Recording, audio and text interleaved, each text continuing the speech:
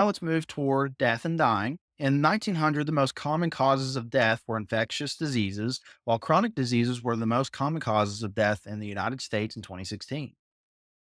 Many of the top causes of death are linked, at least in part, to lifestyle choices and are preventable or avoidable if the proper actions are taken. The top 10 deadliest disease worldwide in 2010, including heart disease, stroke, lower respiratory infection, COPD, trachea, bronchus, and cancers, diabetes, Alzheimer's, or other dementia, dehydration, tuberculosis, and cirrhosis of the liver. The major causes of death vary significantly among age groups, with unintentional injuries being a leading cause of death for the widest variety of ages. Now, in regards to the process of dying, social death begins earlier than the physiological death and occurs when others begin to withdraw from someone who is terminally ill or has a terminal ill diagnosis.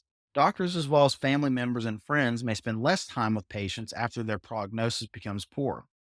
People in nursing homes may live as socially dead for years with no one visiting or calling. Now, psychological death occurs when the dying person begins to accept death and withdraw from others and regress into the cell.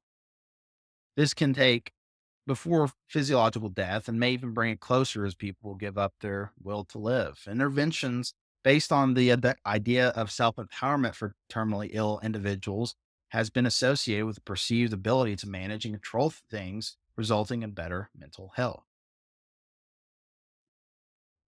Now, Elizabeth Kubler Ross, sh- they describe 5 stages of loss experience by somebody facing the news of their impending death that provide a framework for understanding the psychological experience of an impending death. Whenever you find out about your or others' impending death, you experiencing these 5 stages of grief. Okay. I like to remember it by the acronym DAPTA. That helps me. It doesn't have to necessarily happen in this order, but here are the 5 stages. Denial. Denial is, of course, our refusal to accept reality because it's uncomfortable. It's often our first reaction to overwhelming, unimaginable news, and it protects us by allowing the news to enter slowly. Your brain's trying to protect you in a way. Then you have anger, which is pretty self explanatory. It provides us with protection by energizing us to fight against something and providing structure to an unknown situation. Bargaining involves trying to think of what could be done to turn the situation around. You may bargain with yourself. If you can somehow get through this situation, you promise to lead a healthier life through exercise and eating better, or you may try to bargain with your higher power. Okay. You promise to go to church every Sunday if you can get through this particular situation. Depression, also pretty self-explanatory, involves feeling the full weight of loss and an important part of the process of dying. And then finally, acceptance. Acceptance is whenever we finally just accept what it is and find some sort of resolution within our own self that this is a part of life and it is inevitable. It involves learning how to carry on and incorporate this aspect of the lifespan into daily existence. Let's look at some other models of grief. Warren's model of grief explained it through 4 different tasks the individual must complete.